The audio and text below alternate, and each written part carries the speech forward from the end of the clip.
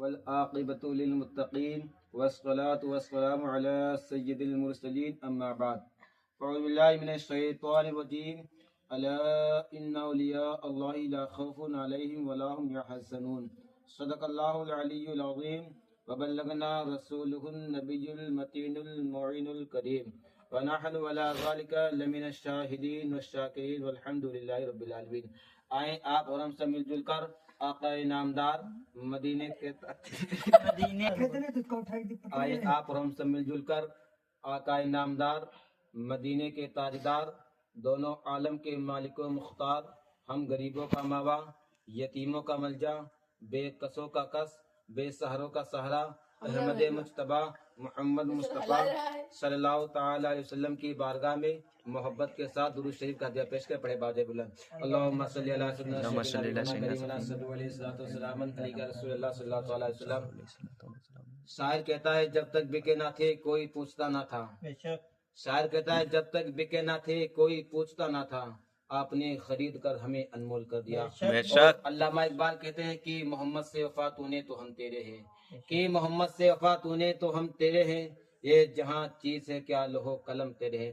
برادران ملت اسلامیہ، میں نے ابھی جس آیت مقدسہ کی تلاوت کرنے کا شرف حاصل کیا، اللہ تبارک و تعالی قرآن مقدس میں ارشاد فرماتا ہے الا ان اولیاء اللہ لا خوف علیہم ولا هم یحزنون، بے شک جو اللہ کے ولی ہوتے ہیں انہیں نہ کوئی خوف ہوتا ہے نہ کوئی غم۔ بے شک بے شک بے شک سبحان اللہ۔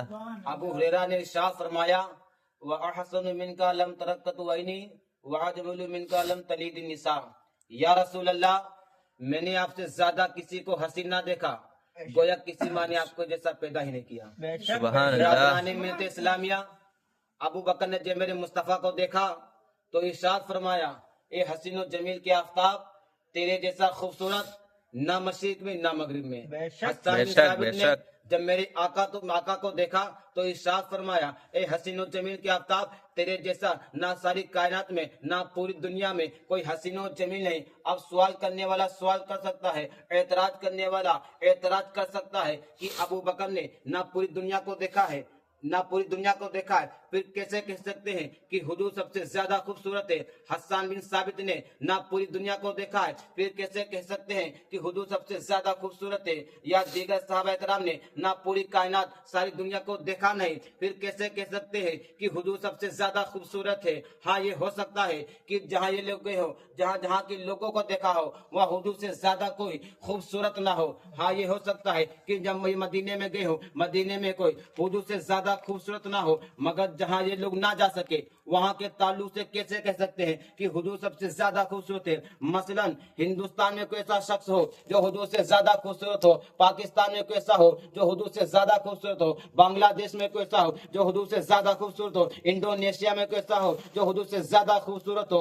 اور دوسری بات یہ ہے کہ ابو بکر صدیق نے نہ حضور سے پہلے کے لوگوں کو دیکھا ہے اور جو حضور کے بعد میں ہوئے ان کو بھی دیکھا نہیں، پھر کیسے کہہ سکتے ہیں کہ حضور سب سے زیادہ خوبصورت ہے؟ حسان بن ثابت نے نہ حضور سے پہلے کے لوگوں کو دیکھا ہے اور جو حضور کے بعد میں ہوئے ان کو بھی دیکھا نہیں، پھر کیسے کہہ سکتے ہیں کہ حضور سب سے زیادہ خوبصورت ہے؟ یا دیگر صحابہ اکرام نے نہ حضور سے پہلے کے لوگوں کو دیکھا نہ حضور کے بعد میں ہوئے ان کو بھی دیکھا نہیں، پھر کیسے کہہ سکتے ہیں کہ حضور سب سے زیادہ خوبصورت ہے؟ تو آئیے میں آپ کو اس سوال کا جواب دے دوں، آپ کے اعتراض کو دور کر دوں۔ میں آپ کو ایسی عظیم ہستی کی بارگاہ میں لے جانا چاہتا ہوں جنہوں نے مکہ کے لوگوں کو بھی دیکھا ہے، جنہوں نے مدینہ کے لوگوں کو بھی دیکھا ہے۔ اس عظیم ہستی کا نام جبریل امین ہے، جنہیں سید الملائکہ کہا جاتا ہے، جنہیں طاہرہ صغریٰ کہا جاتا ہے۔ جبریل امین کی وہ ذات ہے جنہوں نے آدم کو بھی دیکھا ہے، جنہوں نے موسیٰ کو بھی دیکھا ہے، جنہوں نے عیسیٰ کو بھی دیکھا ہے۔ جبریل امین خود فرماتے ہیں کلبت الارض مشارقہ مغاربہ فلم ارى مثل محمد، یا رسول اللہ میں نے نور زمین کے مشارق و مغارب کو الٹ پلٹ کر دیکھا، یا رسول اللہ آپ کی طرح کسی کو نہ پایا، نہ آپ کی طرح کسی کو دیکھا۔ جو اس پر نظر بریلی کے امام کی پڑی، اعلیٰ حضرت عظیم البرکت قلم کو اٹھاتے ہیں اور لکھنا شروع کر دیتے ہیں، یہی بولے سدرا والے چمنے جہاں کے تھالے سبھی میں نے چھان ڈالے، تیرے پائے کا نہ پایا تجھے ایک نک بنایا، تجھے حمد ہے خدایا۔ سبحان اللہ سبحان اللہ۔ میرے مصطفیٰ کے جیسا کوئی خوبصورت نہیں، دنیا میں کوئی نہیں۔ حضرات آئیے میں آپ کو ایک واقعے کی طرف لے چل رہا ہوں۔ ایک صحابی کا نام ہے عمیر بن حبیب. صحابی کا کیا نام ہے؟ عمیر بن حبیب. ایک بادشاہ نے اس کو پکڑ لیا, 9 لوگوں کو پکڑا, 8 لوگوں کو شہید کر دیا, ایک لے گیا. ایک مالدار آدمی اسے لے گیا, کہا دیکھ میں تجھے اپنی ساری دولت دے دوں گا, اپنی سلطنت دے دوں گا, یہاں تک اپنی بیٹی دے دوں گا, تجھے اپنا داماد بنا لوں گا, پر تو اسلام کو چھوڑ دے. تو اس نے کہا تو اپنی دولت کی بات کرتا ہے, تو ساری دنیا کی دولت مجھے دے دے, پھر میں اسلام کو نہیں چھوڑوں گا. بے شک سبحان اللہ سبحان اللہ. کہا بڑا زیادہ ایمان کا پکا لگتا ہے, مشورہ کرو. میٹنگ ہوئی, جال بچھایا گیا, اور جال کیا بچھایا گیا؟ اس ملک کی سب سے خطرناک حسینہ کو بلایا گیا, جس کے نئے نقشے, جس کی جسم کی بناوٹ اتنی خوبصورت تھی.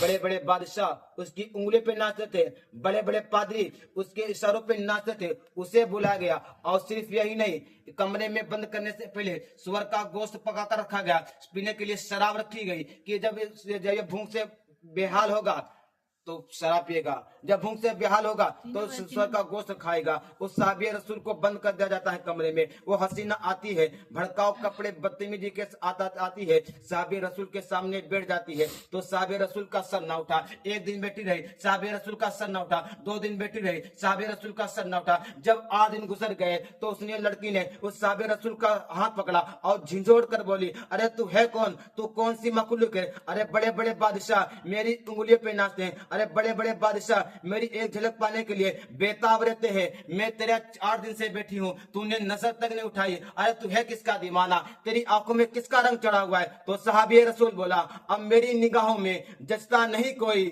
جیسے میرے سرکار ہیں ویسا نہیں کوئی. بے شک سبحان اللہ سبحان اللہ. کہنے میں, آپ کے سننے میں جو غلطیاں لفظ شیمال کے بے نیاز, اپنے پیارے حبیب کے صدقے سے معاف فرما. استغفر اللہ ربی من کل ذنب و اتوب الیہ. السلام علیکم. وعلیکم